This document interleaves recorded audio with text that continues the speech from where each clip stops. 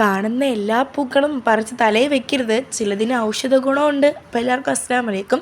ഇതാണ് അഗസ്തിപ്പൂ എന്ന് പറയുന്നത് കേട്ടോ. അപ്പോൾ ഇന്ന് നമുക്ക് ഇതുകൊണ്ടൊരു തോരൻ ഉണ്ടാക്കാം.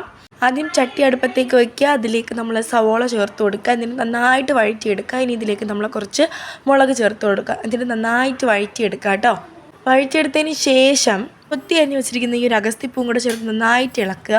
ഇനി നമ്മൾ ചിരക്കി വെച്ച തേങ്ങയും കൂടെ ചേർത്തിട്ട് അടച്ച് മൂടി വെക്കുക കേട്ടോ. കുറച്ച് ഉപ്പും കൂടെ ഇട്ട് കൊടുക്കണേ.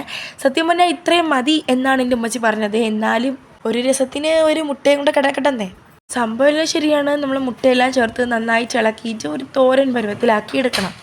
എന്നാൽ ഇവിടെയാണ് കാര്യം ഇരിക്കുന്നത്. കുറച്ച് മഞ്ഞപ്പൊടിയും കൂടെ ചേർത്ത് നന്നായി രീതിക്ക് ഇളക്കി മിക്സാക്കി എടുക്കുക. അപ്പോൾ ഈ ഒരു കളറിന് കിട്ടും. ട്വിസ്റ്റ് എന്തെന്ന് വെച്ചാൽ ഈ തോരൻ എനിക്ക് മാത്രം ഇഷ്ടമല്ല, ബാക്കി എല്ലാവർക്കും ഇഷ്ടമാണ്. എന്തെന്നറിയില്ല, തോരൻ പൊതുവേ ഞാൻ അങ്ങനെ കഴിക്കത്തില്ല. ഇതുപോലത്തെ പൂക്കളാണ് നിർമ്മിക്കപ്പെട്ട തോരൻ പ്രത്യേകിച്ച് കഴിക്കില്ല. ഇതിൻ്റെ രുചി എനിക്കത്ര ഇഷ്ടപ്പെട്ടില്ല. പക്ഷേ ഇത് വായ്പുണ്ണിന് മറ്റൊക്കെ നല്ല ഔഷധമുള്ള തോരൻ എന്നൊക്കെയാണ് പറയുന്നത്. അതിപ്പോൾ എന്തിനുള്ള തോരഞ്ഞായാലും എൻ്റെ വാക്കി പിടിക്കാത്തത് എൻ്റെ കുഴപ്പമല്ലല്ലോ. അപ്പോൾ എന്തായാലും ഉമ്മച്ചിയൊക്കെ പറഞ്ഞു അടിപൊളി ടേസ്റ്റാണ്, അതാണ് ഇതാണ്. അപ്പോൾ നിങ്ങളെന്തായാലും ട്രൈ ചെയ്ത് നോക്കിയിട്ട് അഭിപ്രായം അറിയിക്കുക.